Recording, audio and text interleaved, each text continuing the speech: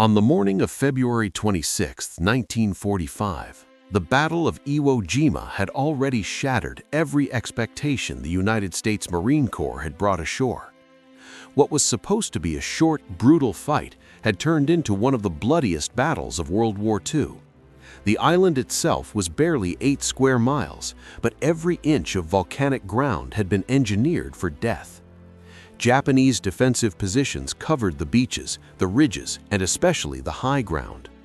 Among them, one place stood out as the anchor of the entire Japanese defensive system, Hill 382. Hill 382 dominated the western sector of Iwo Jima. It rose above the black volcanic ash like a fortress carved from stone. The Japanese commander, General Tadamichi Kuribayashi, had spent months transforming the island into a maze of tunnels, bunkers, pillboxes, and interlocking fields of fire. Naval bombardment had failed to destroy these positions. Airstrikes barely scratched them. By the time the U.S. Marines advanced inland, they were walking into a perfectly prepared killing ground. This sector earned a name among the Marines that needed no explanation: the meat grinder. By February 26th, the 23rd Marines had already suffered catastrophic losses. Entire companies had been pinned down, shredded by machine gun fire, mortars, and hidden artillery. Sherman tanks burned in the open. Flamethrower teams were cut down before reaching their targets. Hill 382 was not just another objective, it was the key. If it held, the American advance stalled. If it fell, the Japanese defensive line would fracture. Somewhere on that slope, crouched behind shattered volcanic rock, was a Marine almost no one knew. Private First Class Douglas Jacobson was 19 years old. He had no decorations, no reputation, and no special status. He had lied about his age to enlist in the Marine Corps Reserve at 17, leaving behind a quiet civilian life in New York. Before the war, he worked as a draftsman for his father and spent summers as a lifeguard on Long Island beaches. Nothing in his background suggested that he would soon alter the course of a major World War II battle. Jacobson was part of Company I, 3rd Battalion, 23rd Marines, 4th Marine Division. By the time his unit reached Hill 382, they were exhausted, under strength, and pinned down by relentless Japanese fire. The enemy was almost completely invisible. Every depression in the ground could hide a rifle pit. Every rock formation might conceal a machine gun nest. Marines were being killed without ever seeing who fired the shot. The intelligence failure was absolute. American planners had expected light resistance on Iwo Jima. Instead, they faced one of the most sophisticated defensive systems of the Pacific War. Hill 382 alone contained multiple reinforced positions, anti-tank guns, machine guns, and a deadly 20mm anti-aircraft gun that swept the open ground with devastating precision. That single weapon was enough to halt the entire assault. Jacobson watched as a 2-man bazooka team moved forward under fire. The bazooka, an M6A3 rocket launcher, was designed to be operated by 2 Marines, one to fire, one to load. It was heavy, dangerous to use alone, and nearly impossible to reload under combat conditions without assistance. As the team advanced, the Japanese gun opened fire.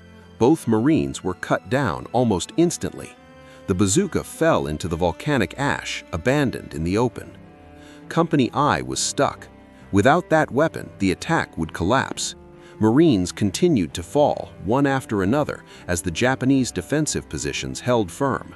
No one moved toward the bazooka, no one volunteered. At 19 years old, with no rank and no recognition, Douglas Jacobson made a decision that no Marine doctrine had prepared him for. He stood up. At that moment, Hill 382 was still firmly in Japanese hands. The Battle of Iwo Jima showed no mercy, and the Pacific War had already consumed tens of thousands of lives.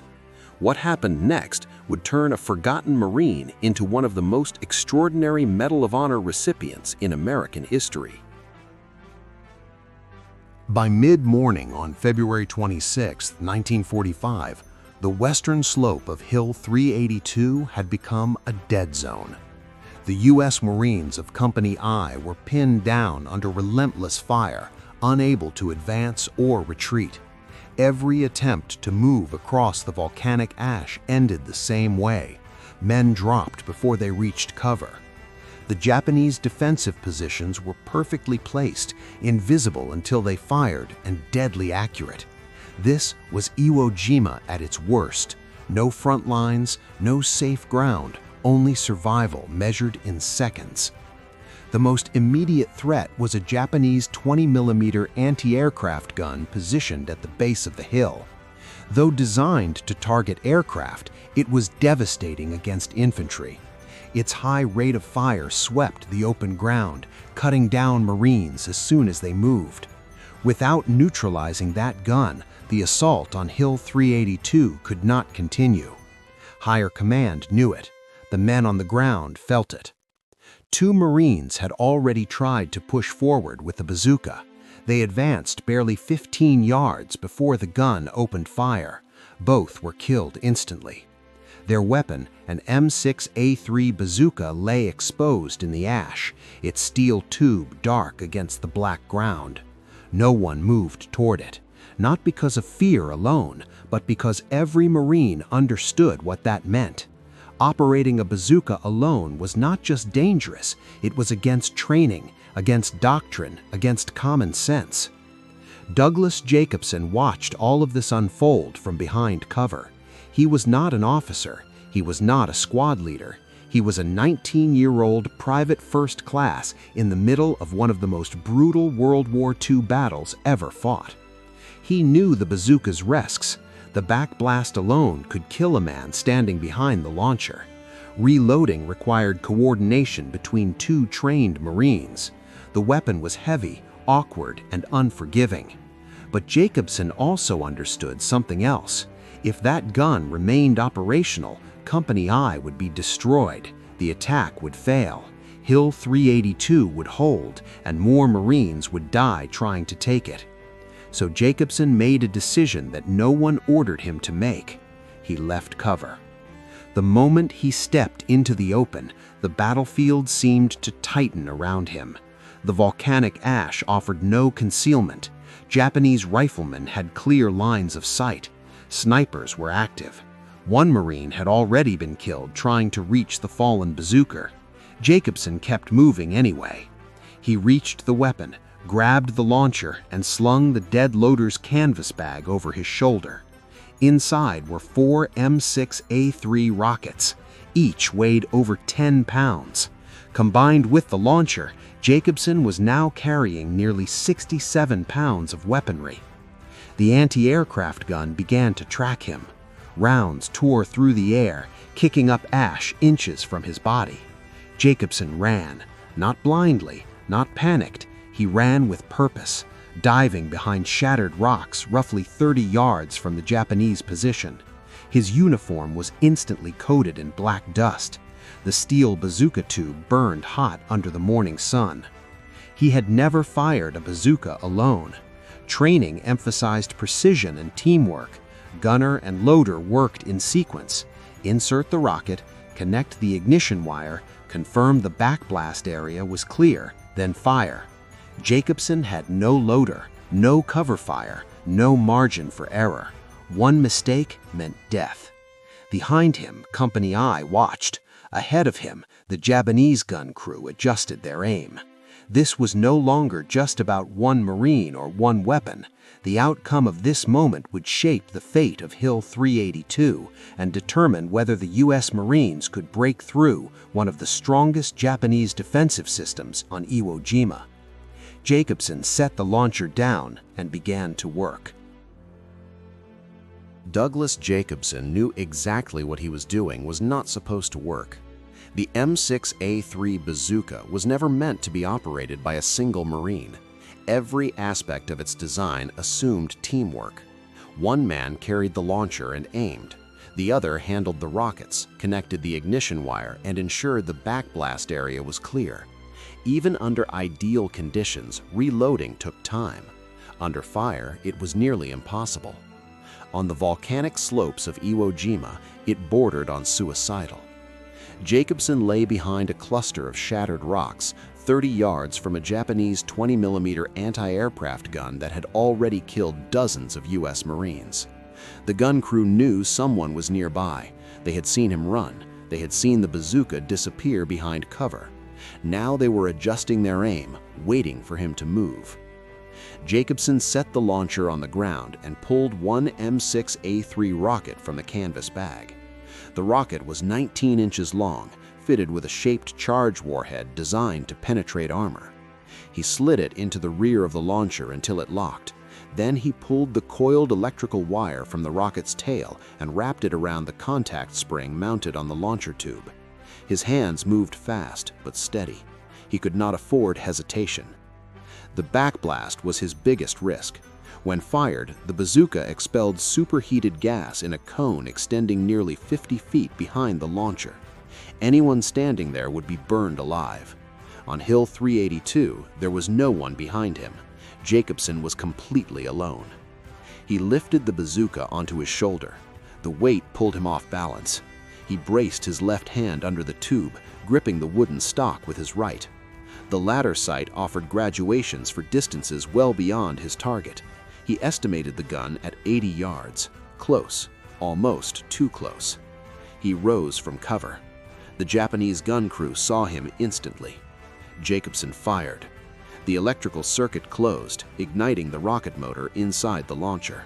Fire and smoke erupted from both ends of the tube.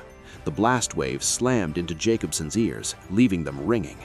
The rocket crossed the distance in less than a second and struck the anti-aircraft gun's shield dead center. The shaped charge detonated. A jet of molten copper punched through steel at extreme velocity. The gun and its four-man crew disappeared in a flash of orange flame. Metal fragments and debris scattered across the slope. For the first time that morning, the killing ground fell silent. Company I began to move. Jacobson dropped flat, already reaching for another rocket. Reloading alone took him nearly 40 seconds, more than 3 times longer than a trained two-man team. He worked the process backwards, hands moving by memory and instinct. Before he could relocate, Japanese machine guns higher on Hill 382 opened fire. 3 Marines fell in the first burst. The Japanese defenders had waited for exactly this moment. As the Marines advanced, hidden positions revealed themselves, interlocking fields of fire designed to punish any movement uphill. Hill 382 was not a single fortress, it was a layered system, each position supporting the others. Jacobson saw the muzzle flashes. 2 machine gun nests dug into earth-covered positions roughly 70 yards uphill, invisible except when they fired. Company I went to ground again. Progress stopped, casualties mounted. Jacobson stood up once more. He moved laterally, flanking the first position. Volcanic rock provided partial cover, but every step exposed him to rifle fire. He reached a position 40 yards from the nest. The barrel of the machine gun traversed left and right, tracking targets below. Jacobson shouldered the bazooka and fired. The rocket penetrated the earth and overhead cover before detonating inside the emplacement. The machine gun and its 4-man crew vanished in the explosion. Dirt and debris surrounded the slope. The second machine gun swung toward him. Jacobson was already moving. Bullets tore through the space where he had been seconds earlier. He dove into a shallow depression, ears ringing from repeated backblast. He had 2 rockets left. The second machine gun crew was now hunting him specifically. Jacobson crawled left, staying low. The Japanese fired bursts at suspected positions. He waited until they paused to reload. Then he stood, aimed, and fired first. The rocket struck the gun mount and detonated. The explosion was smaller but effective. The machine gun fell silent. 1 Japanese soldier crawled from the wreckage, wounded. A Marine rifleman shot him. 3 major positions destroyed. Jacobson looked uphill. Blocking the route to the summit stood something worse, a reinforced blockhouse built from concrete and volcanic rock. Artillery had failed to destroy it. Inside were at least a dozen Japanese defenders armed with rifles and grenades. It dominated the approach and anchored the remaining Japanese defensive positions on this section of Hill 382. Jacobson had one rocket left. This was no longer just bravery, it was calculation under pressure. The Battle of Iwo Jima was not won by luck, it was won by decisions made in seconds by men who refused to stop moving forward. And Douglas Jacobson was not done. The blockhouse loomed above Douglas Jacobson like a final warning. Built from reinforced concrete and volcanic rock, it sat 50 yards uphill, partially embedded into the slope of Hill 382. Its walls were nearly 3 feet thick, scarred by naval bombardment that had failed to crack it. Inside waited Japanese defenders who had survived days of artillery and airstrikes. They were not shaken, they were ready. Jacobson studied the structure from behind cover. The firing slit faced downslope, covering the main avenue of approach used by the U.S. Marines. That was no accident. The Japanese defensive positions on Iwo Jima were designed with ruthless logic. They assumed attackers would come straight up from the beaches, moving forward in mass. What they did not expect was a single Marine operating inside their defensive perimeter. Jacobson had one rocket left. He knew firing it directly into the firing slit from this distance was unlikely. The opening was narrow, and if the rocket struck the exterior wall instead, it would detonate harmlessly outside. Worse, the blast would expose his position, and he would be killed before he could reload. This was not a problem of courage, it was a problem of geometry. So Jacobson moved. He crawled laterally across the slope, staying low, using depressions in the volcanic ash and shattered rock for concealment. Japanese riflemen fired sporadically, but their attention was focused downslope, where Company I remained pinned. The idea that a lone Marine was maneuvering behind them had not yet registered. After 40 yards of slow movement, Jacobson reached the northern face of the blockhouse. There were no firing slits on this side. The structure had been built into the hillside, using the natural slope for protection, but the rear entrance was visible, a low opening barely 3 feet high, framed with wood and partially reinforced.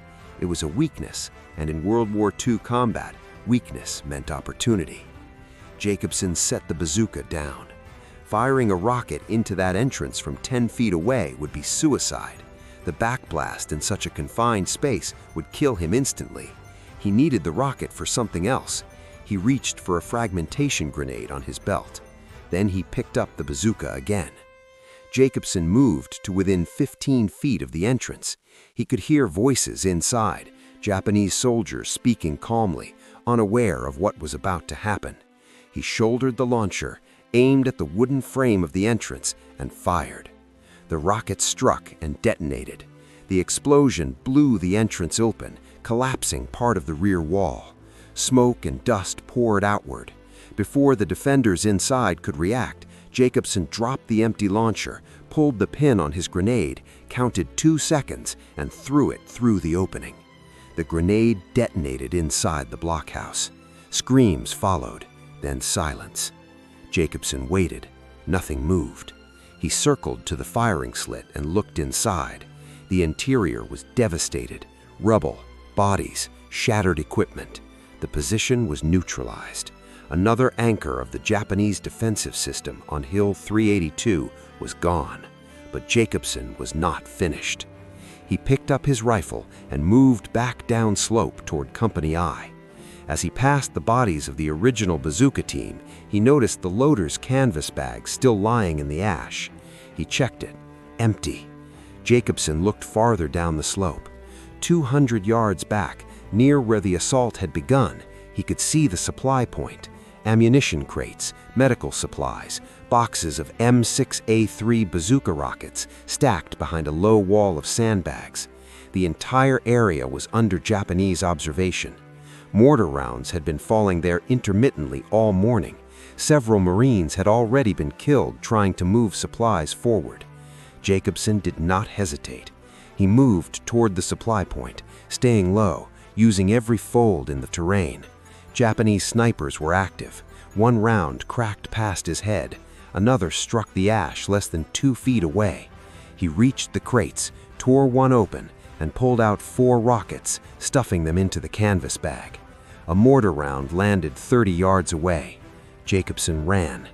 Carrying the bazooka in one hand and the rockets in the other, he sprinted back uphill toward Hill 382.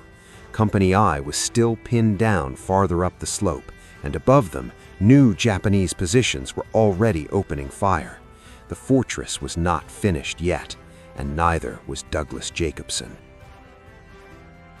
Douglas Jacobson reached the slope again with 4 fresh M6A3 rockets and the same reality waiting for him. Hill 382 was still alive. The Japanese defensive positions were wounded, not broken, and every meter upward brought new fire. Company I had advanced slightly, using the destroyed bunkers as cover, but progress was slow and costly. The terrain ahead grew worse. Shattered volcanic rock, sharp ridges, and narrow approaches that funneled the U.S. Marines into perfect kill zones. A second pillbox had opened fire higher up the slope. Smaller than the previous blockhouse, it was no less deadly. A heavy machine gun inside swept the eastern approach, cutting down Marines as soon as they tried to move. The position was perfectly sighted, partially buried in volcanic rock, with overlapping fields of fire that tied directly into the remaining Japanese defenses on Hill 382. Jacobson loaded a rocket. The pillbox was 90 yards uphill. He advanced in short bursts, moving only when the machine gun paused. The Japanese gunners were nervous now. They had seen what had happened to the earlier positions. That fear showed itself in short, hurried bursts of fire instead of sustained suppression. Jacobson zigzagged across the slope, using every depression and rock formation. Each burst of enemy fire gave him a 3-second window to move. 15 yards, then 20. When the gun fell silent to reload, he dove behind cover and shouldered the bazooka. He fired. The rocket crossed the distance in less than a second and entered the firing slit. The shaped charge detonated inside the confined space. Fire and smoke erupted from every opening. The machine gun went silent. Jacobson waited. Nothing moved. 5 positions destroyed. Company I began moving again, Marines advancing in small groups, using the newly cleared ground as stepping stones. For the first time since landing on Iwo Jima, momentum was shifting, but Hill 382 was not finished. Ahead lay the most dangerous section of the slope, a semicircular defensive perimeter protecting the summit. 6 interconnected positions formed the final killing ground. Rifle pits, machine gun nests, and mortar positions were arranged so that each supported the others. The Japanese had designed this cluster to stop any breakthrough, even if attackers reached the upper slopes. The 23rd Marines had already tried to assault it twice. Both attempts had failed. Jacobson counted his rockets. 3 rockets, 6 positions.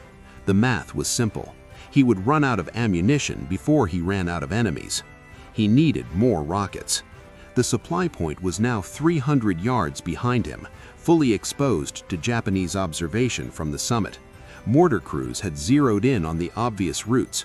Snipers covered the open ground. The defenders ahead had certainly seen him by now. They would be waiting. Jacobson turned back. Mortar rounds began to fall almost immediately. One landed 50 yards to his left, another closer. The Japanese were bracketing him. The next round would find the range.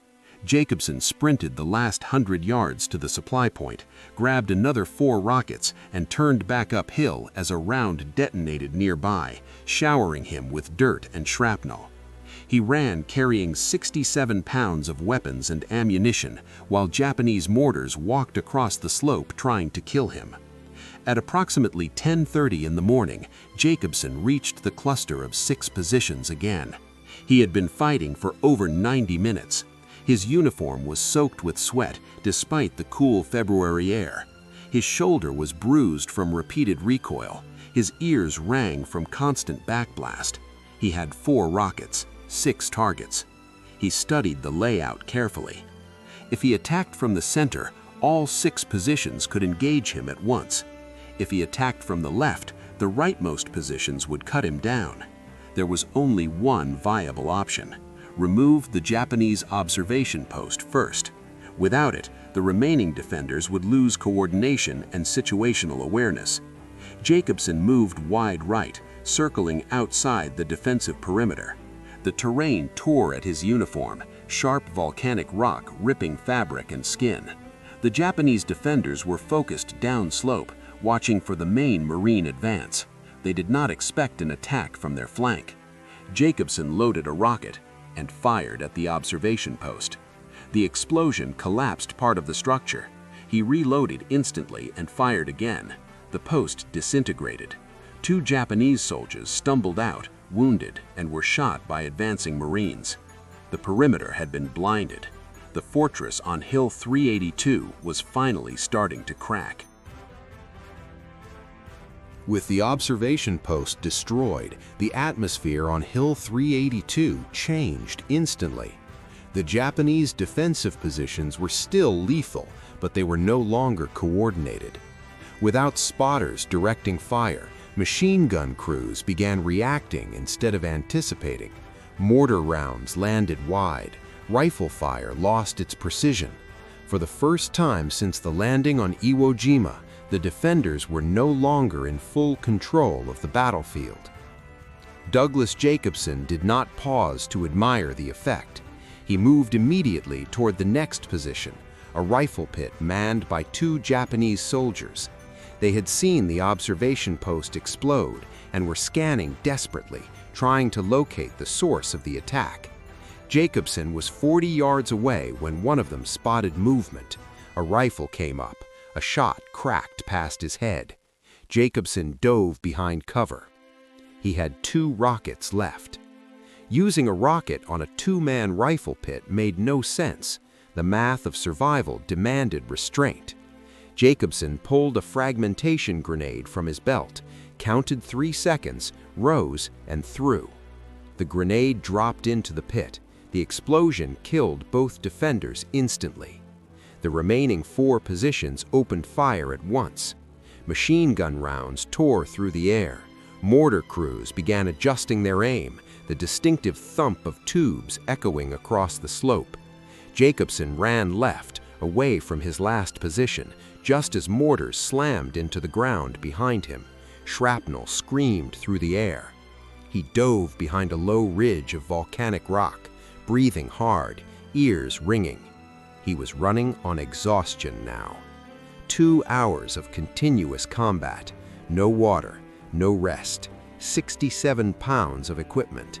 His shoulder throbbed, his hands shook slightly as he loaded another rocket, but the situation left no room for hesitation. The next target was a machine gun nest built into a natural depression on the slope. Good cover, excellent fields of fire. One of the strongest remaining Japanese defensive positions in this sector of Hill 382. Jacobson waited. The machine gun fired a short burst, 5 rounds, then stopped. Ammunition conservation, discipline. The gunner was experienced. That pause was Jacobson's opening. He rose, aimed, and fired. The rocket struck the edge of the depression and detonated. Smoke and debris filled the air. The gun fell silent. Jacobson did not know if the position was destroyed or merely suppressed. He reloaded anyway. A Japanese soldier suddenly emerged from the smoke, running toward the next rifle pit. Jacobson raised his M1 Garand and fired. The soldier dropped. 2 rockets left. 3 positions remained in the cluster, 2 mortar pits and 1 rifle pit. The mortars were the priority. As long as they were active, Company I could not advance. Jacobson moved uphill, angling toward the first mortar position. The crew was reloading, unaware of him. He shouldered the bazooka, aimed, and fired. The rocket hit the pit dead center. The explosion was massive. The mortar tube launched into the air, tumbling end over end before crashing back to the ground 30 yards away. 2 Japanese soldiers were killed instantly. A third crawled from the wreckage, his uniform on fire. 1 rocket left. 2 positions remaining. Jacobson reloaded his final M6A3 rocket. Ahead of him lay the last mortar pit and a rifle pit between him and it. 3 Japanese soldiers in the rifle pit, 2 in the mortar position. 5 men, 1 rocket. He made his choice. Jacobson aimed past the rifle pit and fired at the mortar position.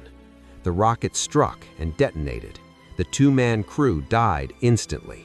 The mortar was destroyed. The final heavy indirect fire threat on Hill 382 was gone. The rifle pit remained. Jacobson dropped the empty bazooka tube and unslung his rifle. 8 rounds in the clip, 3 targets at 40 yards. He fired. The first Japanese soldier fell. He fired again. The second collapsed into the pit. The third tried to climb out and run. Jacobson shot him in the back. The 6-position defensive cluster was destroyed. 13 enemy positions neutralized since 0900. The route to the summit of Hill 382 was now open. Company I began advancing past the positions Jacobson had cleared, Marines moving cautiously, expecting resistance that did not come. The Japanese defensive line had collapsed. The anchor points were gone. The remaining defenders higher on the hill were isolated, blind, and disorganized. Jacobson stood still for a moment, breathing hard. Then he heard something new. A mechanical grinding sound, metal tracks biting into volcanic rock. A Japanese tank was moving. The sound was unmistakable. Metal tracks grinding against volcanic rock, an engine struggling uphill. On Iwo Jima, that sound meant only one thing. A Japanese tank was moving, and it was moving toward the Marines who had just begun to advance across the slope of Hill 382. Douglas Jacobson turned toward the eastern approach and saw it emerge from a shallow draw, a Type 95 Ha-Go light tank. Small by armored standards, but deadly against exposed infantry. The Japanese had been using these tanks as mobile pillboxes throughout the battle, hiding them in crevices where naval gunfire could not reach. This one had waited until the moment of transition, when momentum was shifting and Marines were exposed. Behind the tank, Jacobson could see another Marine company pinned down across a shallow ravine. They were part of the 24th Marines, advancing from the opposite side of Hill 382.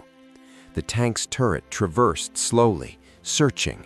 Then it locked on to movement. The 37mm gun elevated.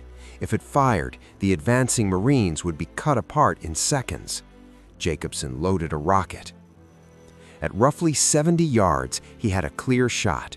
The armor of the Type 95 was thin, no more than 14 millimeters at its thickest. The M6A3 bazooka could penetrate far more than that. But tanks were dangerous targets. If he missed, the tank would turn its guns on him immediately. He aimed at the turret and fired. The rocket struck the left side of the turret and detonated. The shaped charge penetrated the armor and exploded inside. Smoke poured from the hatch. The turret jammed, unable to traverse. The tank was damaged, but not destroyed. One of its machine guns opened fire, spraying rounds across the slope. Marines dove for cover. Jacobson reloaded. The tank began reversing, backing down the draw to escape. Its driver could not see uphill. The damaged turret blocked his view. Jacobson moved laterally, flanking the tank, using the terrain to stay out of sight.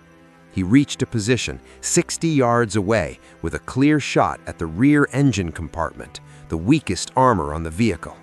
He fired. The rocket hit the engine deck and penetrated. The explosion ignited the diesel fuel instantly. Flames erupted from the engine compartment and spread into the crew space. 2 Japanese crewmen bailed out, their uniforms on fire. Marine riflemen shot them before they could escape. The tank burned, black smoke rising into the sky. With the tank destroyed, the eastern approach opened. Jacobson turned uphill again. Only one major Japanese position remained, the final blockhouse on the summit of Hill 382. Larger than the others, with multiple firing slits and walls over 4 feet thick, it dominated the high ground. This was the last strong point. If it held, the fight would continue. If it fell, Hill 382 would fall with it. Jacobson had one rocket left. He began climbing. The slope was steep. Volcanic ash slid under his boots. He had been fighting for nearly 2 hours without water. His muscles burned. His shoulder throbbed. Behind him, Company I and elements of the 24th Marines were advancing together now, roughly 80 men converging on the summit, but they could not move until that blockhouse was neutralized. At 40 yards, he stopped and studied the structure. The firing slits were narrow, too narrow to guarantee a clean shot. If the rocket struck the exterior wall instead of entering, it would detonate harmlessly outside. He would be exposed and killed before he could reload. The Japanese inside knew he was coming. Rifle fire cracked past him as he moved. Jacobson circled right. Bullets snapped against rock. He dove behind cover and spotted the rear entrance, a reinforced door, steel frame with wooden panels, facing away from the main American advance. The Japanese had never expected an attacker to reach this side. Jacobson loaded his final rocket, aimed at the door, and fired. The rocket hit the steel frame and detonated. The door blew inward. Part of the entrance collapsed. Smoke and dust poured out. Jacobson dropped the bazooka, pulled 2 grenades from his belt, and charged. He threw the first grenade into the entrance. It detonated inside. He threw the second. Another explosion echoed through the blockhouse. Then he entered, rifle raised. The fighting inside was brutal and close. Smoke filled the air. Visibility was minimal. Japanese soldiers fired from behind rubble. Jacobson moved room by room, firing his M1 Garand until it emptied. He drew his pistol and kept moving. Grenade blasts had already shattered the defenders' coordination. In minutes, the blockhouse fell silent. 16 Japanese positions destroyed. 75 defenders killed. Hill 382 was broken. When the final shots faded on the summit of Hill 382, there was no celebration, no cheers, no raised voices. The U.S. Marines moved forward slowly, methodically, weapons raised, expecting resistance that never came. The Japanese defensive line had not retreated, it had collapsed. The positions Douglas Jacobson destroyed were not secondary targets, they were the structural supports of the entire defensive system. Once they were gone, everything above them unraveled. By noon on February 26, 1945, the 23rd Marines controlled the high ground. By early afternoon, they were clearing the reverse slope of Hill 382, encountering scattered, disorganized resistance. What had resisted repeated assaults for days fell in a matter of hours, not because the enemy had weakened, but because the system holding them together had been dismantled piece by piece. Company I advanced through ground that had killed dozens of Marines earlier that morning, burned out machine gun nests, shattered blockhouses, cratered mortar pits. These were not abstract victories. Every destroyed position represented lives that would not be lost later that day. Every cleared bunker opened a path forward not just for one unit, but for the entire division. Jacobson descended the slope sometime after 1,400 hours. His uniform was torn, stiff with sweat and volcanic dust. His face was blackened with powder residue. He carried the empty bazooka tube almost absent-mindedly, as if it were just another piece of gear. A Navy corpsman checked him for wounds, minor cuts, deep bruises, severe dehydration, no serious injuries. When someone asked him how he had done it, how one Marine had broken what entire companies could not, Jacobson gave an answer that would follow him for the rest of his life. He said he didn't know. He said he only wanted to get off that hill. The Battle of Iwo Jima did not end that day. It dragged on for 3 more weeks. The island was officially secured on March 16, 1945. By then, 6,821 U.S. Marines were dead. Over 17,000 were wounded. Of the approximately 21,000 Japanese defenders, only 216 surrendered. It was one of the bloodiest battles in World War II and the Pacific War's most unforgiving test of endurance. 27 Medals of Honor were awarded for actions on Iwo Jima, more than any other single battle in American history. Douglas Jacobson was one of them. On October 5, 1945, President Harry S. Truman presented him with the Medal of Honor in the White House. Jacobson was still a teenager when he performed the actions that earned it. He re-enlisted after the war, attended officer candidate school, and built a full career in the U.S. Marine Corps. He served in Japan, Okinawa, China, and Vietnam. He retired as a major after 24 years of service. At one point, a commanding officer informed him that he was the only Marine officer without a high school diploma. Jacobson quietly took the GED, passed, and never mentioned it again. In civilian life, he worked in real estate, raised a family, and lived quietly. He rarely spoke about Iwo Jima unless someone asked directly. He never described himself as a hero. He never framed his actions as extraordinary. To him, Hill 382 was something that had to be done, and once it was done, life moved on. Douglas Jacobson died on October 20, 2000, at the age of 74. He is buried at Arlington National Cemetery. A veterans' nursing home in Florida bears his name, caring for men who followed the same path of service and sacrifice.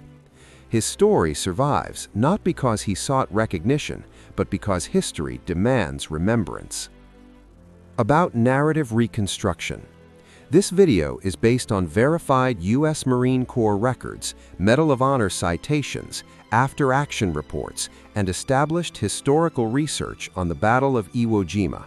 Certain elements, such as internal thoughts, pacing of events, and descriptive details of movement and timing, are narrative reconstructions used to convey the intensity and reality of combat. These reconstructions do not alter the documented actions, outcomes, or historical significance of Douglas Jacobson's deeds. Hill 382 fell because one Marine refused to stop. One man, one bazooka designed for 2, repeated decisions under fire. Not legend, not myth, documented history. If stories like this matter to you, help us keep them alive. Hit the like button so YouTube knows these real World War II stories deserve to be seen. Subscribe to the channel for more documented battles, forgotten heroes, and true accounts from history. And leave a comment telling us where you're watching from or if someone in your family served. You're not just watching a video, you're helping ensure that men like Douglas Jacobson are never lost to silence again.